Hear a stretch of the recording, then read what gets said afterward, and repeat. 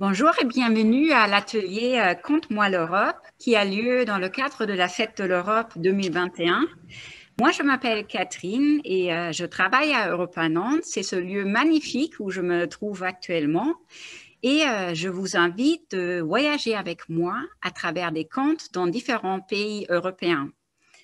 Tout d'abord, on se retrouve en Italie et plus précisément en Sardaigne avec Barbara qui nous raconte l'histoire de comment Saint Antoine vola le feu au diable pour le donner aux hommes.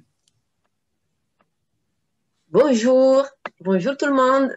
Je vais vous raconter une histoire qui vient de la Sardaigne. Bon, le titre, vous le connaissez déjà.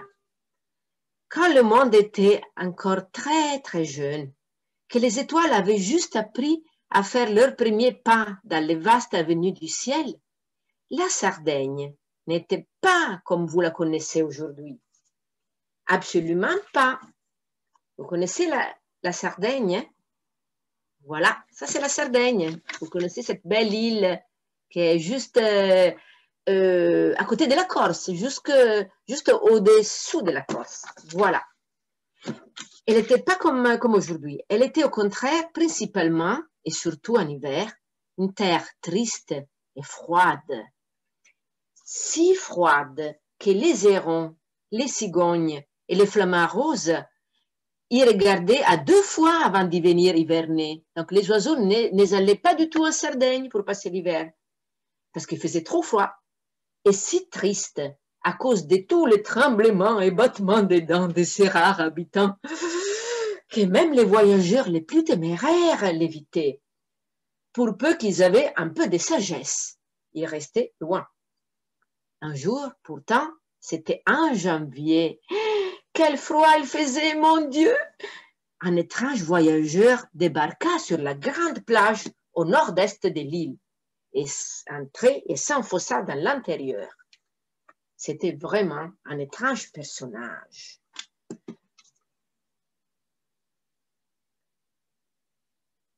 En le voyant passer, si grand et maigre, les habitants de l'île, entre un tremblement et un battement de dents, curieux, se rassemblèrent autour de lui.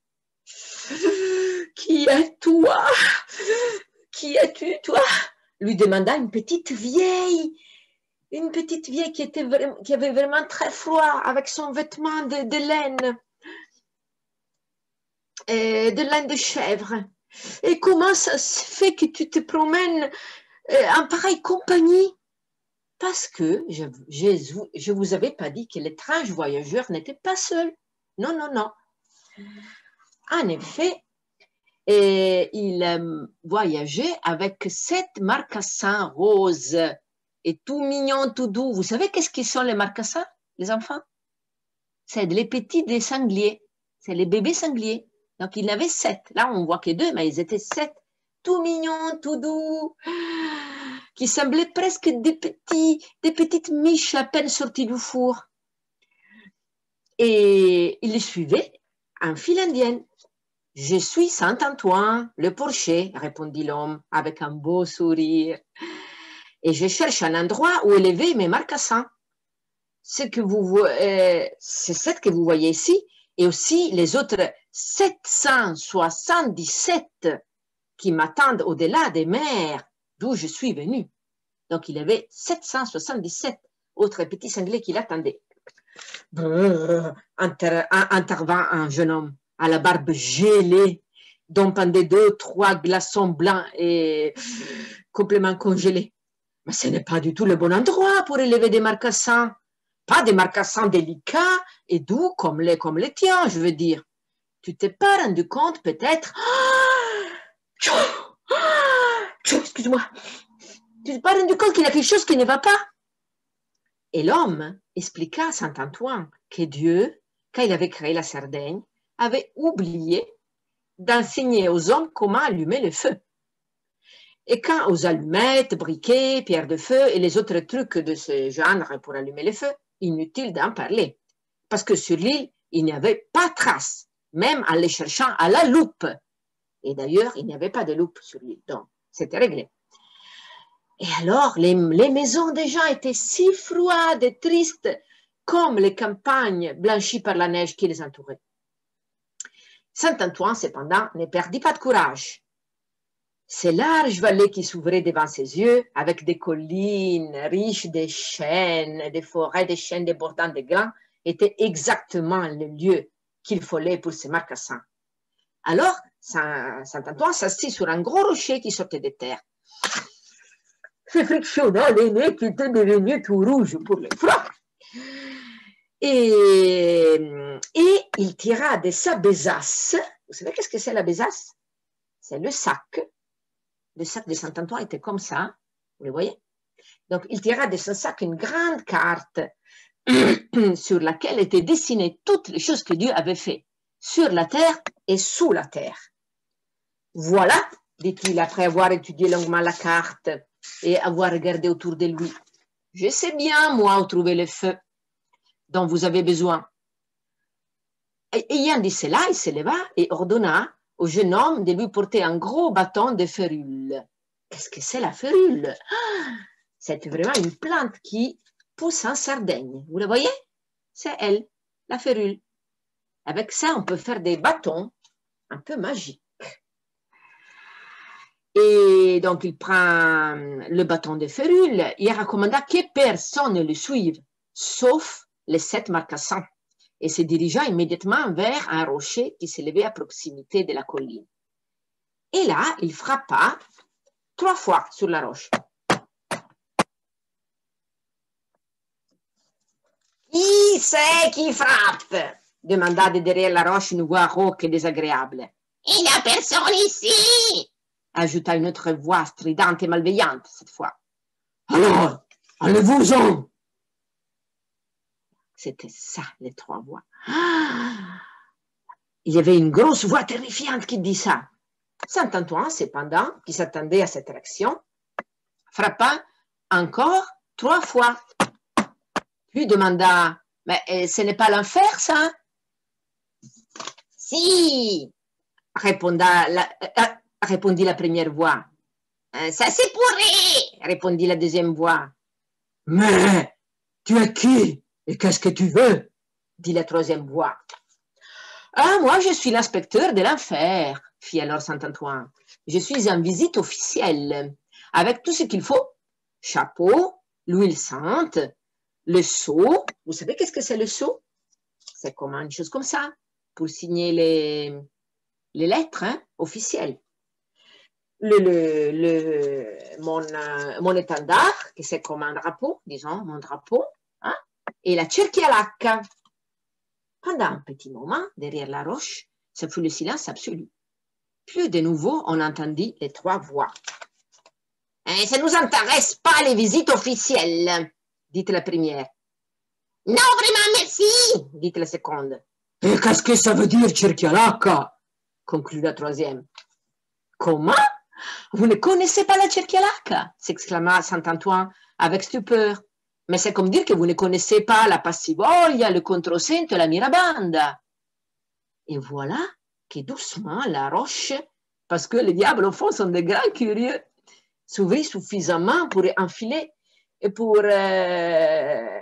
que Saint-Antoine pouvait enfiler son petit bâton, parce que les 3 diables étaient très curieux et voulaient voir un peu avec leurs yeux.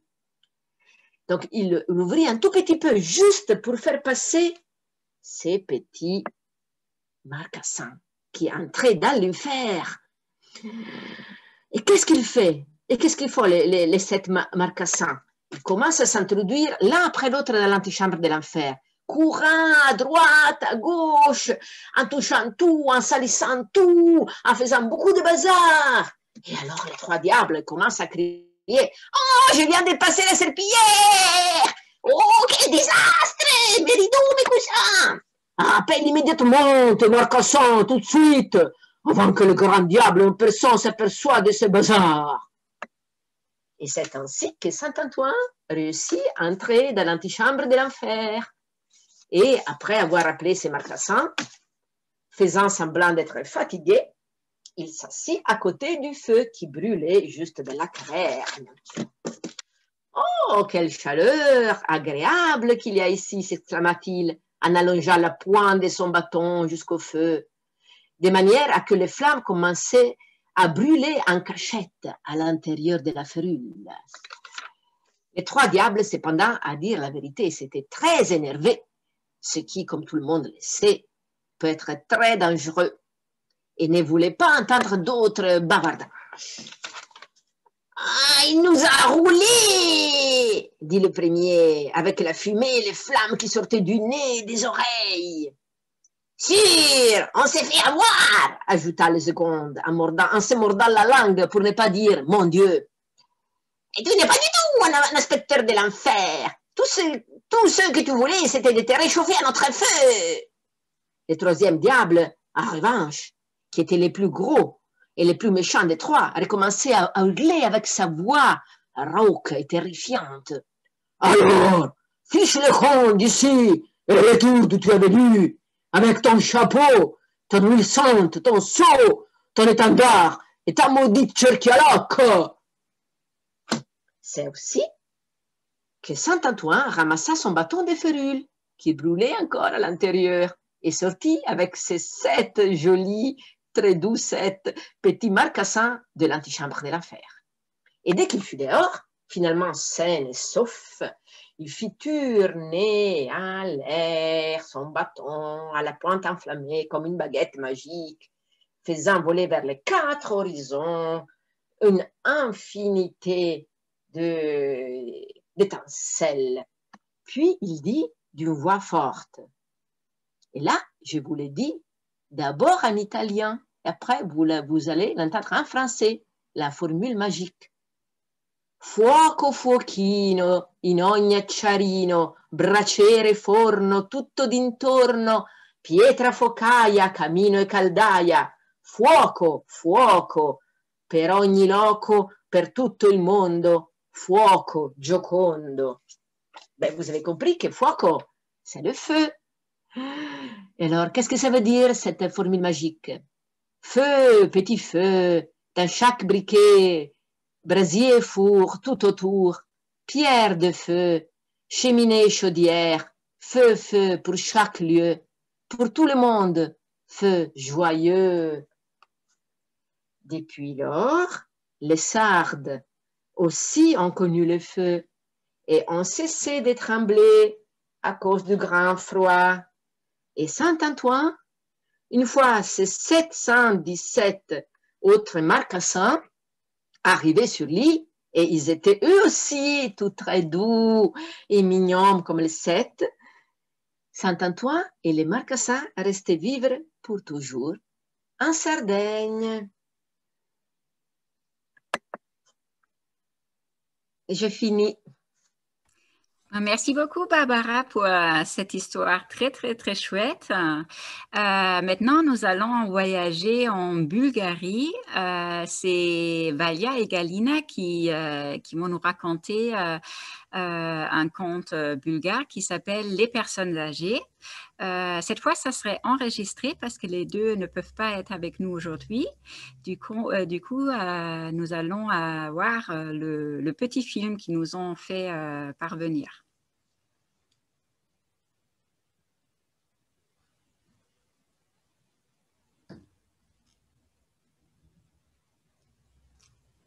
Bonjour, je suis Valia. Et moi, Galina. Nous sommes membres de l'association franco-bulgare de Nantes et aujourd'hui on a choisi de vous raconter une histoire bulgare qui a été écrite par l'écrivain Angel Karalichev dans le recueil Maisturina Prikaskata. C'est une édition Hermès. L'histoire qu'on va vous présenter aujourd'hui s'appelle Starite Hora en bulgare, et en français on peut traduire ce titre par les personnes âgées. Il était une fois un roi très féroce qui a édité une loi selon laquelle toute personne âgée doit être éliminée. Pourquoi a-t-on besoin des personnes âgées, a-t-il demandé. Ils ne savent ni cultiver la terre, ni couper du bois. Tout ce qu'ils font, c'est manger et jeûner à la maison. Les bourreaux du roi ont tué tous les anciens du royaume, sauf un vieux monsieur. L'un des bourreaux a eu pitié pour son père et l'a soigneusement caché à un endroit sûr. Il lui a apporté régulièrement à manger et à boire à l'abri des regards. Le roi avait un cheval noir, très fougueux, que personne n'arrivait à approcher. Dans la cour royale vivait aussi une sorcière. Le roi lui a demandé conseil, comment dresser son cheval. C'est facile, a répondu la sorcière. Demande à tes vassaux de tisser une corde en sable. Si tu attaches le cheval avec, il deviendra tout de suite sage comme un agneau. Aussitôt dit, aussitôt fait. Le lendemain matin, le roi a ordonné à ses vassaux à lui fabriquer une corde en sable. Tous ses vassaux sont répartis la tête baissée car personne ne savait comment faire une corde en sable. Une fois rentré à la maison, l'homme qui a sauvé la vie de son père a sombré dans le silence. Son vieux père lui a demandé ce qui l'inquiète. Le jeune homme lui a raconté la demande curieuse du roi. Le vieil homme a répondu, étonné. « C'est tout ? Ne t'inquiète pas, mon fils. Demain matin, quand tu verras le roi, tu lui diras « Mon roi, nous sommes prêts à attacher le cheval avec la corde en sable. Mais pourriez-vous nous préciser, votre majesté, comment doit être cette corde ? Doit-elle être épaisse ou plutôt fine ? Avez-vous un modèle à nous présenter ?» Le jeune homme a écouté son père en répétant mot par mot ce qu'il lui a conseillé à dire au roi. Et quand le roi a entendu le jeune homme, il a été satisfait de la sagesse de sa réponse. Alors, il a décidé de sauver la vie de tous ses vassaux. Quelques mois plus tard, une grande sécheresse a touché les terres du royaume. Il n'y avait ni d'eau ni de graines à s'aimer pour faire du blé dans les champs. Si la situation continuait comme ça, tout le royaume était menacé à disparaître, car il n'y aurait plus rien à manger. À nouveau, le roi a convoqué ses vassaux et leur a ordonné de trouver des graines à semer. Quand le vieil homme a vu son fils rentrer à la maison très soucieux, il a voulu savoir la raison de son désarroi. Le jeune homme lui a tout raconté désespéré. Alors son père lui a dit « Mon fils, tu diras au roi qu'il faut aller fouiller les fourmilières de tout le royaume, car les fourmis ont fait des stocks de graines sous terre. » Le lendemain, tous les hommes du royaume ont été mobilisés pour fouiller les fourmilières et chaque fourmilière a permis de remplir un sac de graines. Le roi, très curieux de savoir comment le jeune homme a-t-il eu cette idée prodigieuse, l'a convoqué dans son château. Le vassal avait peur d'avouer la vérité. « N'aie pas peur, je ne ferai tomber même pas un cheveu de ta tête. Dis-moi tout. »« Votre Majesté, j'ai caché mon vieux père pour lui sauver la vie. C'est lui qui me conseille à chaque fois quand j'en ai besoin. » Depuis ce jour, le roi est revenu sur sa loi et a décidé de protéger toutes les personnes âgées de son royaume, car il portait la sagesse en soi.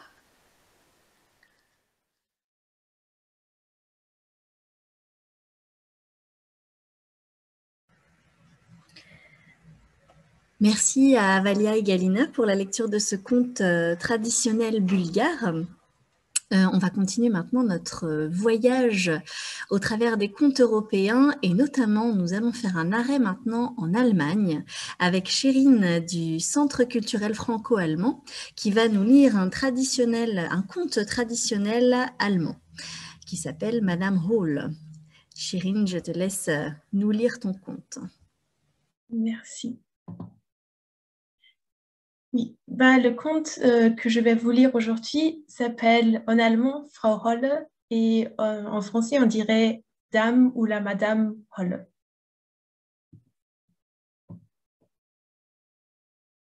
Une veuve avait deux filles, l'une jolie et courageuse, l'autre paresseuse et laide. C'était à la seconde qu'elle donnait sa préférence, parce que cette fille laide et paresseuse était sa propre fille, tandis que l'autre avait tout le travail à faire dans la maison, dont elle était le cendrillon. Elle devait chaque jour aller sur le grand route, s'asseoir près du puits et filer tellement que les doigts lui enseignaient. Un jour, tant que sa quenouille était toute poisseuse et tachée de sang, la malheureuse se pencha pour sur le puits pour la laver. Mais la quenouille lui échappa des mains et tomba tout au fond du puits. En pleurant, elle courut raconter son malheur à la marâtre, qui se mit à crier et fut assez impitoyable pour lui dire « Puisque tu as laissé tomber ta quenouille, tu n'as qu'à aller toi-même la chercher. » La pauvre retourna près du puits, se tortura en se demandant comment faire et, pour finir, dans son affolement, sauta elle-même dans le puits pour en rapporter la quenouille. En tombant, elle s'évanouit. Et lorsqu'elle se réveilla et reprit ses sens, elle était dans une belle prairie sous le brillant soleil. Il y avait autour d'elle des milliers et des milliers de fleurs. Elle s'avança dans cette prairie et arriva devant un four à pain où cuisait la fournie. Or voilà que les pains de l'intérieur se mirent à appeler « Retire-moi, retire-moi, sinon je vais brûler, je suis déjà bien cuit et plus que cuit. » Elle y alla, saisit la longue pelle de four et sortit un à un tous les pains jusqu'au dernier. Puis, elle poursuivit sa marche et arriva près d'un pommier chargé de pommes en quantité énorme. Et là aussi, on l'appela « Secoue-moi, secoue-moi, nous, les pommes, nous sommes toutes mûres. » Alors, elle secoua l'arbre et les pommes tombèrent comme s'il en pleuvait. Elle les secoua jusqu'à ce qu'il n'en restait plus une seul arbre. Puis, elle les mit soigneusement en tas avant de se remettre en route. Pour finir, elle arriva près d'une petite maison où une vieille regardait par la fenêtre. Mais elle avait des si longs dents, cette vieille, que la fillette, dans sa peur, voulut se sauver à toutes jambes. « Pourquoi te ferais-tu, ma chère enfant ?» lui dit la vieille femme. « Reste avec moi, et si tu fais bien ton travail, si tu me tiens la maison bien en ordre, tout n'en ira que mieux pour toi. Surtout, tu dois veiller à bien faire mon lit et secouer soigneusement l'édredon pour en faire voler les plumes, parce qu'alors il neige sur le monde. Je suis Dame Holle. » Le ton aimable et les bonnes paroles de la vieille réconfortèrent son cœur et lui rendirent son courage. Elle accepta son offre et entra à son service, s'acquittant de sa tâche à la grande satisfaction de Dame Holle, battant et secouant son édredon jusqu'à faire voler les plumes de tous côtés, légères et dansantes comme des flocons de neige. En retour, elle avait la bonne vie chez elle, jamais un mot méchant et tous les jours du bouilli et du rôti. Mais quand elle fut restée un bon bout de temps chez Dame Holle, elle devint triste, peu à peu, sans trop savoir quand et pourquoi cela commença, ni ce qui lui pesait si lourd le cœur. Enfin, elle se rendit compte qu'elle avait le mal du pays. Elle savait bien, pourtant, qu'elle était 1000 fois mieux traitée ici que chez elle, mais elle n'en languissait pas moins de revoir sa maison. « Je m'ennuie chez moi, finit-elle par dire à Dame Holle, et bien que je sois beaucoup mieux ici, je voudrais remonter là-haut et retrouver le mien. Je sens que je ne pourrai pas rester plus longtemps. »« Il me plaît que tu aies envie de rester chez toi, » dit Dame Holle, « et puisque tu m'as servi si fidèlement, je vais te ramener moi-même là-haut. » Elle la prit par la main et la conduisit jusqu'à devant un grand portail, une porte monumentale dont les battants étaient ouvertes. Au moment où la jeune fille allait passer, une pluie d'or tomba sur elle, dans ses drues, et tout l'or qui tomba resta sur elle, la couvrant et la recouvrant entièrement. « C'est ce que je te donne pour avoir été si diligente et soigneuse dans ton travail, » lui dit Dame Holle, en lui tendant en plus sa quenouille qui était tombée au fond du puits. La grande porte se referma alors et la jeune fille se retrouva sur le monde non loin de chez sa mère. Et quand elle entra dans la cour, le coq, perché sur le puits, chanta « Cocorico, cocorico, la demoiselle d'or est ici de nouveau. » Elle arriva ensuite chez sa mère, et là, parce qu'elle était couverte d'or, elle reçut bon accueil aussi bien de sa mère que de sa demi-sœur. La jeune fille leur raconta tout ce qui lui était advenu, et quand la mère apprit de quelle manière elle était arrivée à cette immense richesse, la seule idée fut de donner à sa fille, la paresseuse et laide, le même bonheur.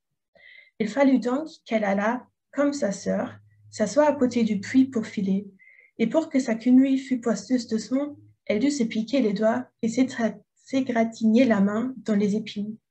Elle jeta ensuite sa quenouille dans le puits et se tua elle-même comme l'avait fait sa sœur. Et il lui arriva la même chose qu'à elle. Elle se retrouva dans la même prairie et emprunta le même chemin. Arriva devant le même four où elle entendit semblablement le pain crier « Retire-moi, retire-moi, sinon je vais brûler, je suis déjà bien cuit et plus que cuit. » Mais la paresseuse se contenta de répondre « Pas de question que je me salisse !» et elle passa outre. Lorsqu'elle arriva un peu plus loin, près du pommier, il appela et cria « C'est moi, nous, les pommes, nous sommes toutes mûres. » Mais la vilaine ne se retourna même pas et répondit « Fameuse idée, oui, pour qu'il m'en tombe une sur la tête. » Et elle continua son chemin. Lorsqu'elle arriva devant la maison de Dame Holle, comme elle avait déjà entendu parler de ses longues dents, elle n'eut pas peur et se mit aussitôt à la servir. Le premier jour, tout alla bien. Elle fit du zèle, obéit avec empressement et vivacité, car elle songeait déjà à tout l'or que cela lui vaudrait bientôt. Mais le deuxième jour, déjà, elle commença à paresser et à traîner, et beaucoup plus le troisième jour, qu'elle ne voulut même pas se lever le matin. Elle ne faisait pas non plus le lit de Dame Holle comme elle devait le faire, négligeant de secouer le dredon et de faire voler les plumes. Dame Holle ne tarda pas à se lasser d'une telle négligence et lui donna congé. La fille paresseuse s'en montra ravie, pensant que venait le moment de la pluie d'or. Mais si Dame Holle la conduisait aussi elle-même à la grande porte, ce fut une grosse tonne de poids qui lui tomba dessus. « Voilà ta récompense que tes services ont méritée, » lui dit Dame Holle, qui referma aussitôt la grande porte. La paresseuse rentra chez elle, couverte de poids de pied à la tête. Le coq, sur le puits, quand il la vit, chanta « Cocorico, cocorico, la sale demoiselle est ici de nouveau. » La poix qui la couvrait colla si bien à elle que, de toute sa vie, jamais elle ne put l'enlever.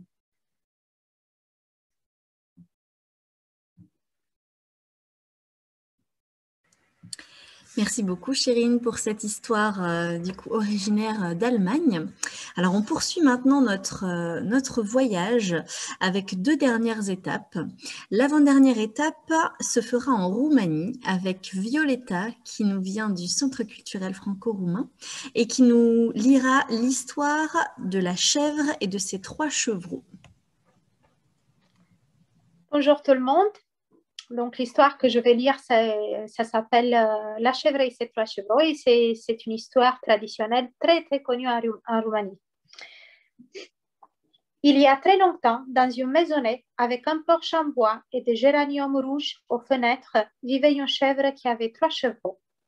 L'aîné et le cadet étaient très désobéissants, mais le benjamin était sage et travailleur. J'ai ici l'image de la chèvre et de ses 3 chevreaux. Je ne sais pas si vous arrivez à voir.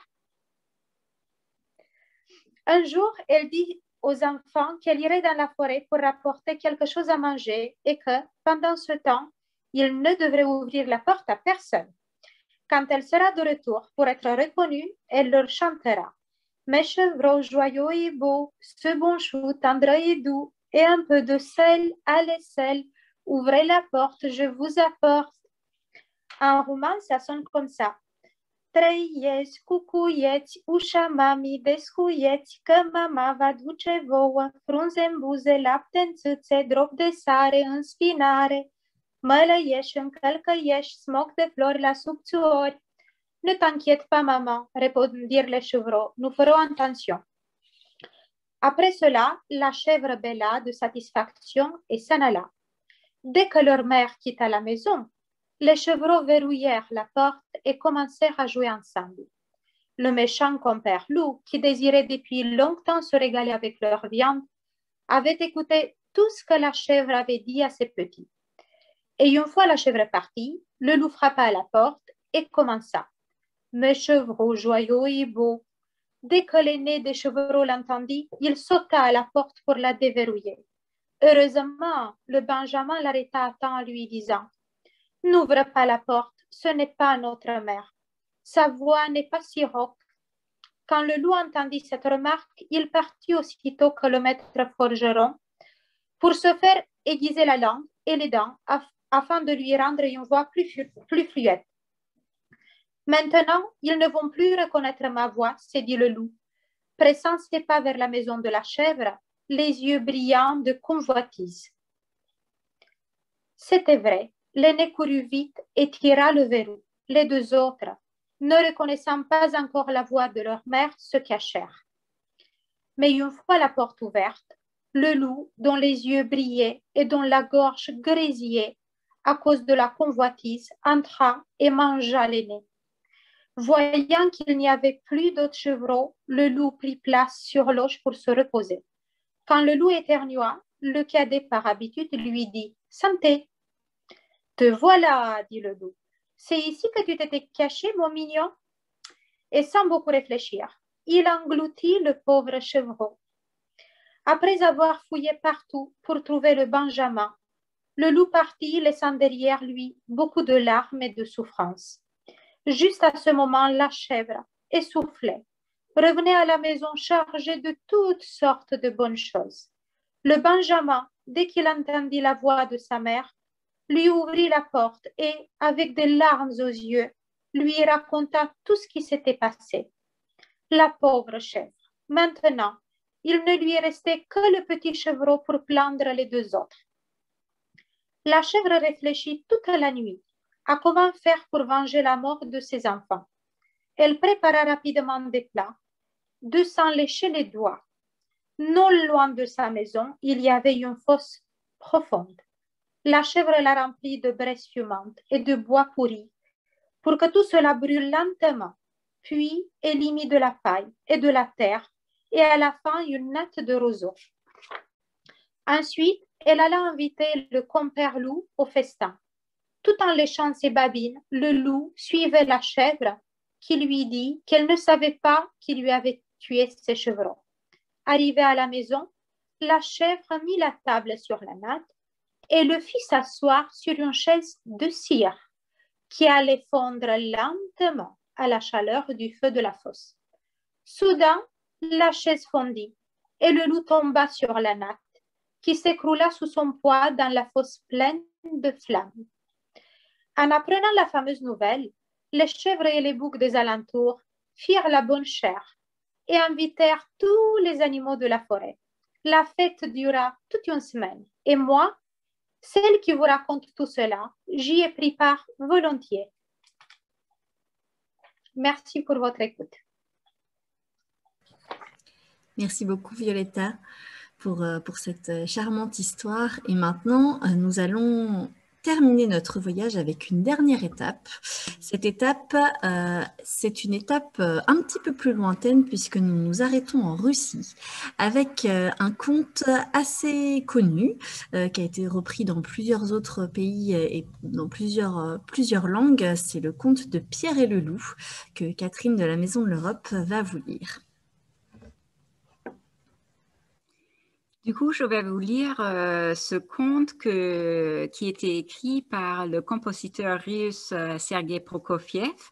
Et il a écrit ce conte musical pour faire découvrir les instruments de l'orchestre aux enfants. Et chaque personnage de la petite histoire a un instrument et une petite mélodie qui l'accompagne. Et je vais vous faire écouter alors la petite mélodie en lisant. Un beau matin, Petit Pierre ouvrit la porte du jardin et s'en alla dans la grande prairie verte.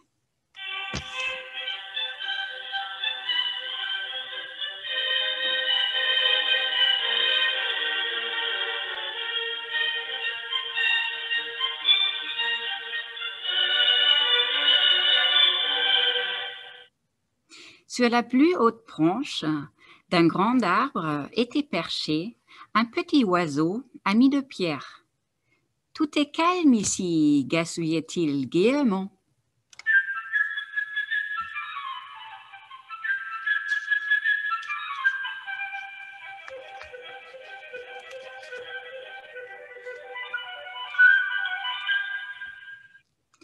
Un canard arriva bientôt en se dandinant, tout heureux que Pierre n'ait pas fermé la porte du jardin. Il en profita pour aller faire un plongeon dans la mare au milieu du pré.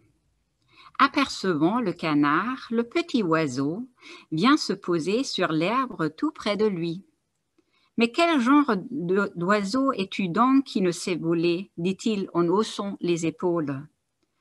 À quoi le canard répondit « Quel genre d'oiseau es-tu donc qui ne sait pas nager » et il plongea dans la mare. Ils discutèrent longtemps, le canard nageant dans la mare, le petit oiseau voltigeant au bord.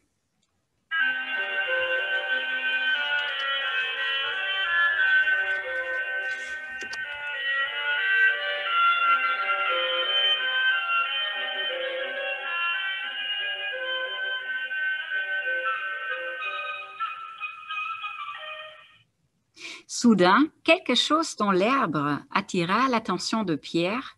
C'était le chat qui approchait en rampant.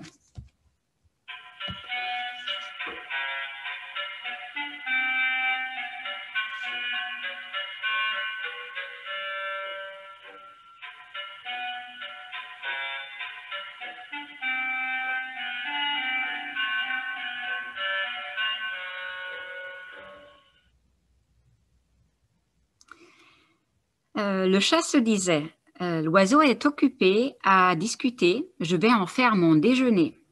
Et, comme un voleur, il avançait sur ses pattes de velours. Attention, cria Pierre, et l'oiseau, aussitôt, s'envola sur l'arbre.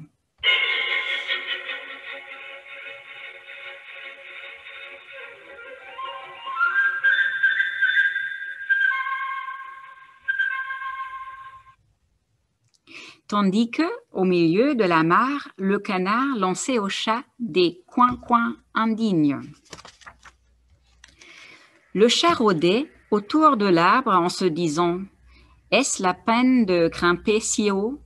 Quand j'arriverai, l'oiseau sera envolé. » Tout à coup, grand-père apparut.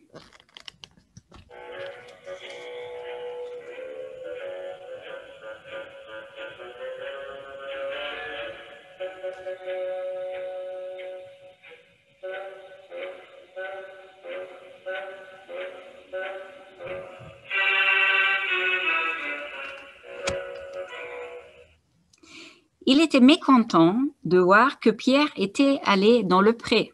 « L'endroit est dangereux, et si un loup sortait de la forêt, que ferais-tu » Pierre n'accorda aucune attention aux paroles de son grand-père et déclara que les grands garçons comme lui n'avaient pas peur des loups. Mais grand-père prit Pierre par la main, l'amena à la maison et ferma à clé la porte du jardin. Il était temps.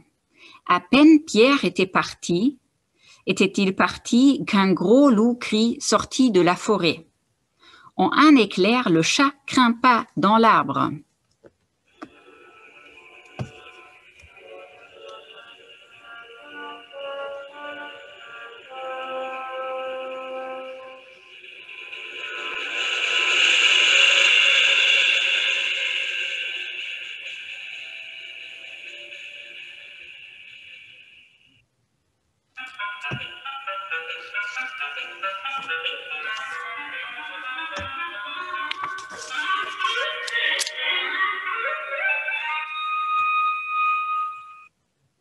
Le canard se précipita hors de la mare en caquettant.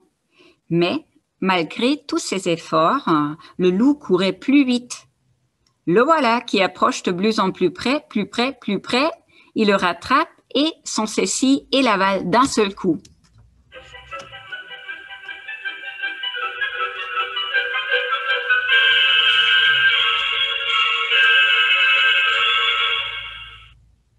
Et maintenant, voici où en étaient les choses. Le chat était assis sur une branche, l'oiseau sur une autre, à bonne distance du chat, bien sûr, tandis que le loup faisait le tour de l'arbre et les regardait tous deux avec des yeux gourmands.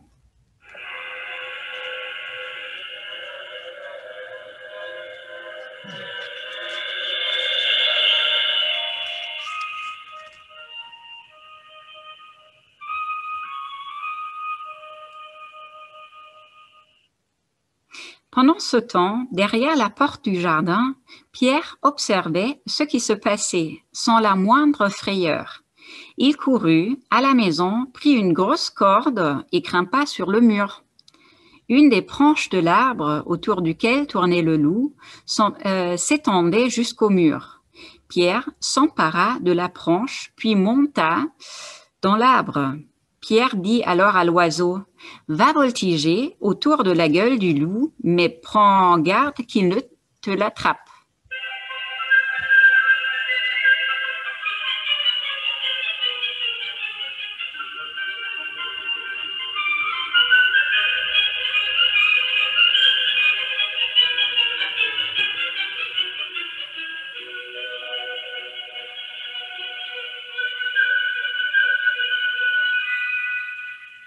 De ses ailes, l'oiseau touchait presque la tête du loup, qui sautait furieusement après lui pour l'attraper.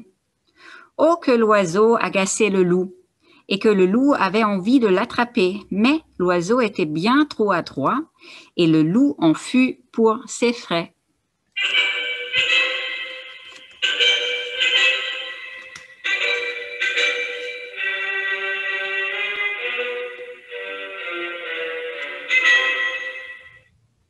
Pendant ce temps, Pierre fit à la corde un nœud coulant et le descendit tout doucement.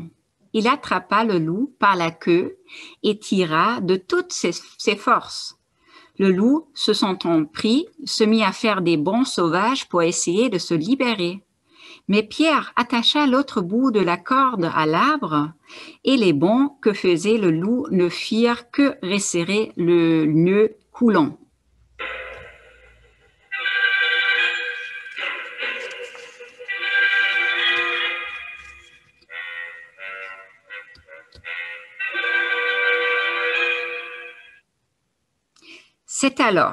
C'est alors que les chasseurs sortirent de la forêt.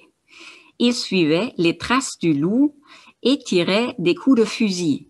Pierre leur cria du haut de l'arbre, « Ne tirez pas, petit oiseau et moi, nous avons déjà attrapé le loup. Aidez-nous à l'emmener au jardin zoologique. »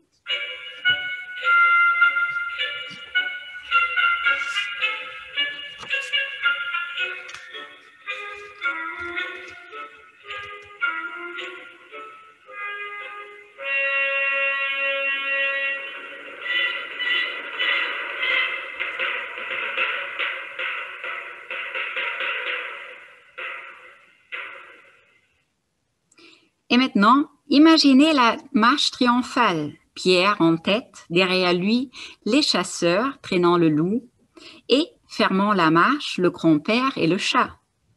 Le grand-père, mécontent, hochait la tête en disant « Oui, et si Pierre n'avait pas attrapé le loup, que serait-il arrivé ?»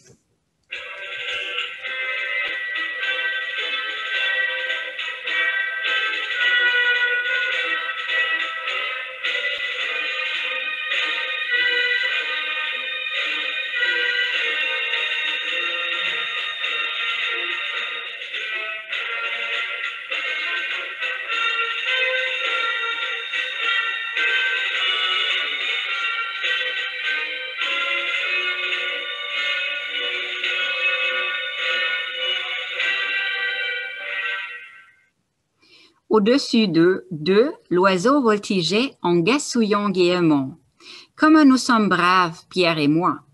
Regardez ce que nous avons attrapé. » Et si vous écoutez attentivement, vous entendrez le canard caqueter dans le ventre du loup, car, dans sa hâte, le loup l'avait avalé vivant.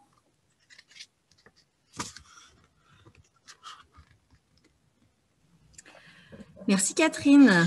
Merci à tous de nous avoir suivis. Notre voyage au pays des contes s'achève. Nous espérons que vous avez passé un agréable moment en notre compagnie. En tout cas, nous avons passé un beau moment. Nous espérons vous revoir très bientôt et n'hésitez pas à consulter toute la programmation de la Fête de l'Europe sur notre site www.maisoneurope-nantes.eu. Vous avez tout au long du week-end et jusqu'à lundi plein d'animations très chouettes à découvrir et nous vous attendons bien sûr à Europe à Nantes, à la Maison de l'Europe, dès que possible pour retrouver beaucoup plus de contes européens, d'autres ressources européennes pour discuter et échanger ensemble.